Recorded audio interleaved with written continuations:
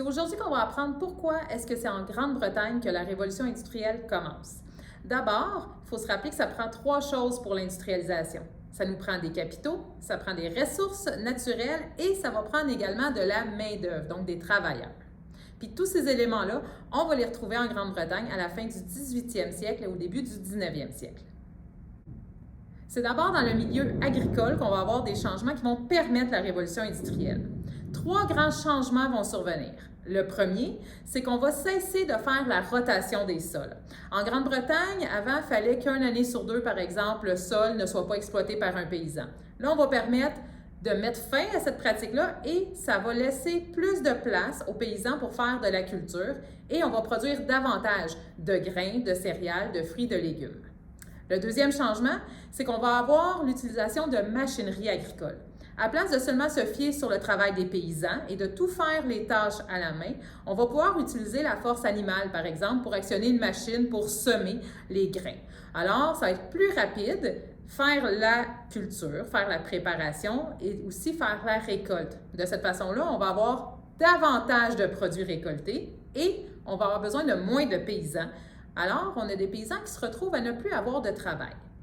L'autre changement, c'est qu'il va y avoir une loi qui s'appelle la loi des enclosures. En Grande-Bretagne ou en Angleterre, on va décider à ce moment-là que ce ne sont plus des paysans qui peuvent exploiter de façon gratuite des terres pour faire de l'agriculture. On va obliger à ce que de grands propriétaires terriens achètent des terres et mettent une clôture tout le tour. C'est ça la loi des enclosures. L'inconvénient de ça, les petits paysans n'auront pas assez d'argent pour s'acheter des terres et donc les grands propriétaires terriens vont venir acquérir les terres qui appartenaient à tout le monde. Et c'est de cette façon-là qu'on va se retrouver à avoir plusieurs paysans sans emploi. D'abord parce que je produis plus sans leur aide et parce qu'ils n'ont plus accès aux terres pour produire gratuitement. Tous ces paysans-là vont se diriger vers les villes afin d'essayer de trouver un emploi. La deuxième chose que la Grande-Bretagne avait en sa faveur pour la révolution industrielle, c'était une grande quantité de main-d'œuvre. On a parlé des paysans qui quittent la campagne, mais en ville, les gens qui vont vivre là vont vivre mieux. Ils vont vivre mieux parce qu'ils sont mieux nourris, avec mon agriculture qui va mieux, mais aussi parce que les conditions de vie et d'hygiène s'améliorent en ville. Alors, les gens vont vivre plus vieux, mais il va aussi avoir moins de mortalité, surtout de la mortalité infantile. Donc, plus de naissances, plus de personnes qui restent en vie, et ça va créer une plus grande demande au niveau de la nourriture, mais aussi une plus grande demande au niveau des biens, des vêtements et des produits. Alors, j'ai des gens en ville qui ont besoin de consommer et ça donne bien. Ça me fait aussi une main-d'œuvre pour aller travailler dans les usines. Le troisième facteur que la Grande-Bretagne avait qui va contribuer à sa révolution, c'est l'accès à l'argent. Donc, c'est vraiment au niveau économique. L'argent sous forme, oui, de capitaux, donc d'argent elle-même, mais aussi l'argent sous forme de ressources. Ce qu'il faut comprendre, c'est que la Grande-Bretagne est à la tête d'un empire. C'est une métropole. Et une métropole, c'est pour exploiter des colonies. En exploitant les colonies, bien, la Grande-Bretagne va être en mesure d'avoir des ressources en quantité suffisante pour alimenter les futures usines. Au niveau des capitaux, c'est les marchands qui faisaient ce commerce colonial-là depuis des années qui ont réussi à accumuler des sommes assez importantes pour investir dans des usines et dans la machinerie qui va aller à l'intérieur de celles-ci. En plus de ça, il y a les banques qui sont naissantes et qui vont prendre de plus en plus d'ampleur. Et là, bien, les gens riches vont pouvoir emprunter de l'argent et investir pour développer des usines. C'est parfait pour une révolution industrielle. Le dernier facteur qui va favoriser la révolution industrielle, c'est les progrès. En Grande-Bretagne, on va avoir accès à une super invention, la machine à vapeur.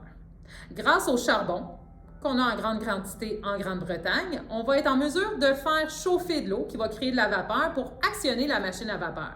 Cette dernière va actionner une roue qu'on va pouvoir utiliser comme moteur. Comme moteur dans deux choses. D'abord, auprès des machines dans les usines.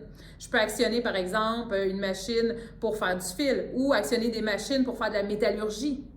Ou je peux aussi, avec la machine à vapeur, actionner des moteurs de véhicules. Donc, ça va améliorer aussi le réseau de transport. Je vais avoir des locomotives à vapeur et je vais avoir des bateaux à vapeur. Toutes ces améliorations-là, soit dans les usines, soit au niveau des transports, vont faire que le rythme de la production va s'accélérer. Donc, la révolution industrielle, c'est un rythme plus rapide dans les usines, une plus grande production de biens parce que je peux produire davantage, une augmentation aussi du rythme de travail et on va avoir au niveau des transports plus de rapidité pour passer d'un point à un autre, et je vais être en mesure aussi de transporter des charges plus lourdes. Je viens de t'en parler de la machine à vapeur, puis son fonctionnement est quand même essentiel à ta compréhension de la révolution industrielle.